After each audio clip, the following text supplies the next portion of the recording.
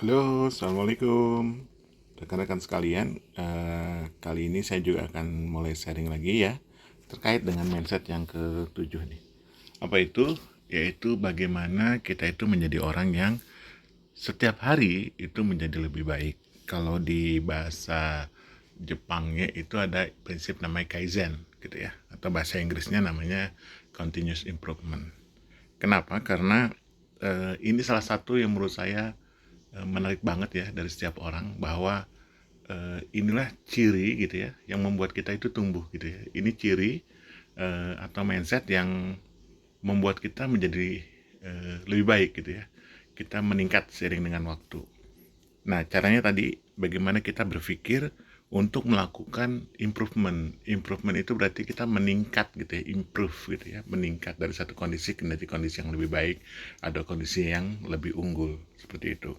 Dan kata pertamanya itu adalah continuous gitu. Artinya improvement itu nggak berhenti gitu ya. Kita harus terus menerus sepanjang waktu untuk bisa memberikan hasil yang terbaik seperti itu.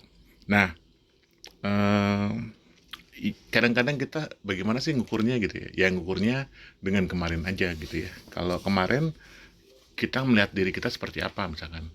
Misalkan kemarin contoh saya itu pernah, contoh real itu saya pernah bikin video seperti ini nih. Bikin video seperti ini. Tapi saya ideationnya adalah bagaimana membuat video itu dengan mimpinya gitu ya. Saya ingin membuat video itu dengan animasi, gambar dan seterusnya, dan cara yang menarik, kemudian hmm, bisa cepat gitu ya. Nah itu setelah saya pertama, jelas saya tidak tahu apa-apa gitu ya posisinya, karena nggak tahu apa-apa ya saya harus belajar dulu gitu ya. Nah ternyata membuat video itu pertama nggak mudah. Pertama kali saya bikin video itu hampir 2 minggu gitu ya. Kenapa 2 minggu? Ya tadi karena belajar dulu. Oh kalau untuk video 8 menit gimana caranya ya, kan panjang tuh ya, kita nggak tahu apa yang harus kita tulis seperti itu.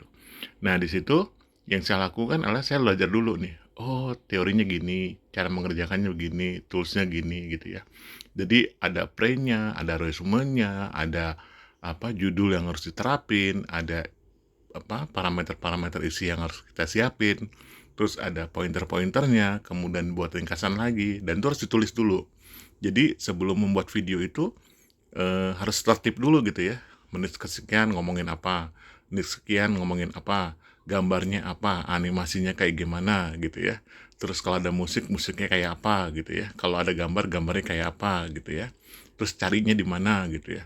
Jadi skrip dulu gitu ya. Setelah lengkap baru mulai cari gambar. Cari gambar dulu, ini dulu, ini dulu, ini dulu. Terus ngetik dulu kata-katanya gitu ya. Jadi supaya hasilnya baik itu harus dibuat dulu jenis kata-kata yang apa rangkaian kata-kata yang mau kita sampaikan di eh, video yang kita buat gitu ya. Jadi nggak asal bicara seperti ini misalkan.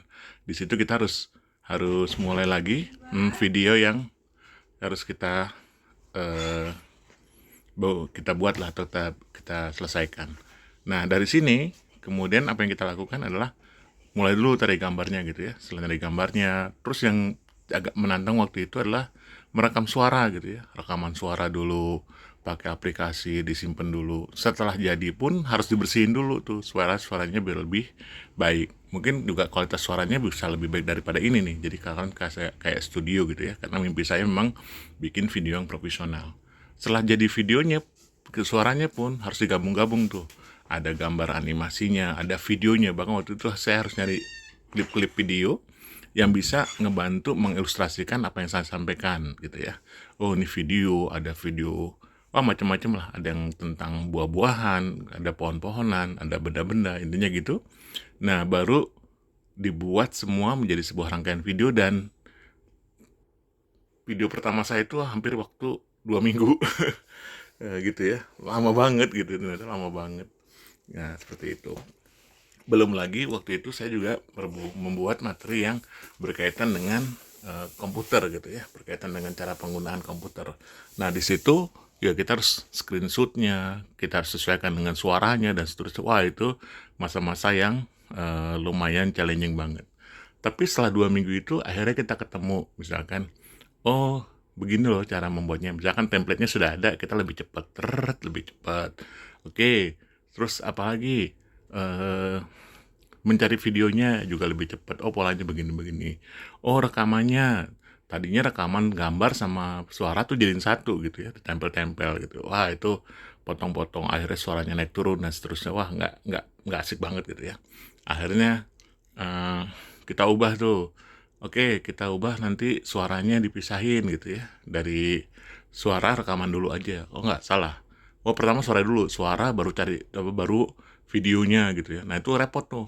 Antara video yang diklik-klik sama suaranya nggak nyambung gitu ya. Karena kadang-kadang kecepatan, kadang-kadang terlambatan. Udah challenge digabungin. Wah, berat lagi gabunginnya, video tempel sana tempel sini gitu ya. Animasi dan lain-lain. Belum lagi teks-teks, ngedit gambar dan seterusnya. Nah, itu alhasil naik tuh dari 2 minggu jadi seminggu lah kira-kira gitu. Terus diimprove lagi, diubah lagi tekniknya jadi 5 hari, diubah lagi jadi 2 hari. Terakhir itu saya bisa bikin video dengan kualitas yang mungkin agak lebih berkompromi gitu ya. Tapi waktu saya cuman waktu 2 jaman gitu ya. Dari yang awalnya saya butuh waktu sekitar hampir 2 minggu. Nah, itu loh pengalaman saya, dan itu mungkin saya butuh waktu sekitar 1,5 bulan tuh ya untuk bisa melakukan improvement dari 2 minggu menjadi sekitar 2 jaman gitu ya. Itu pun menurut saya masih panjang. Saya masih punya mimpi bagaimana membuat video itu dalam waktu setengah jam gitu ya, dengan hasil yang cukup memadai, dengan kualitas gambar yang juga baik.